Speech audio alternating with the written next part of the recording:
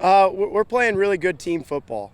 We have different guys that have stepped up in each game, and our defense is playing really well. But overall, it's a good team effort. We've been sound in special teams for the most part. Offense is putting up points, defense is playing really well, and like I said, we've had several different players step up and be the star player on different nights, and that's what it's all about. What do you know about Leo? What have you seen on tape, and what are some of the things that you're stressing to both this team offensively and defensively that they have to do to counter Leo's strengths on Friday? Definitely very sound in every phase of the game. For them offensively, they've got a tremendous running back. Their receivers are all guys that can get open. Their quarterback does a good job. He's kind of a dual threat guy. Offensively, you've got they spread you out, and I think they want to run the football, but they also have some receivers that can make you pay as well.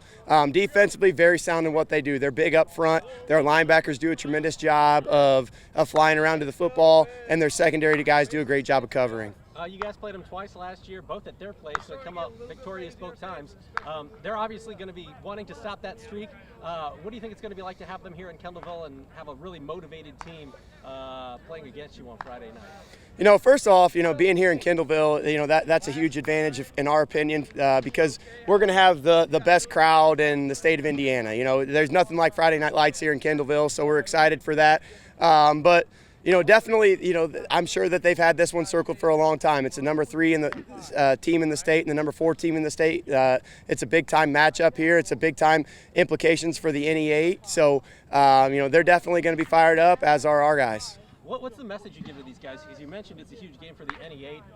Winning a conference championship has got to be one of the goals that this team sets out to do at the beginning of the year. So knowing that this game has a lot of impact on how one of your ultimate goals may or may not turn out, what do you say to these guys to make sure that they're ready? I imagine you don't have to pump them up a whole lot for a game like this. No, we don't have to fire them up for this game. It's a big game, as is every week. But, our big message this week is 1-0.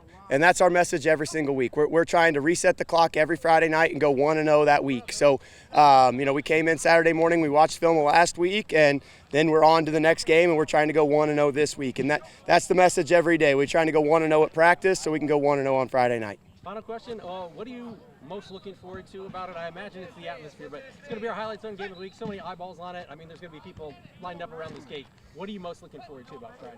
Yeah, just the atmosphere, just the excitement around it, and it's going to feel like a tournament type game. Some of those tournament games you get to, and it's standing room only around the fence, and I'm excited for that for our kids to experience that and come out here, and it's really special out here on Friday nights in Kendallville, and just to have the buzz in the community, and 2 great teams going at it on Friday night. It's going to be a really fun night.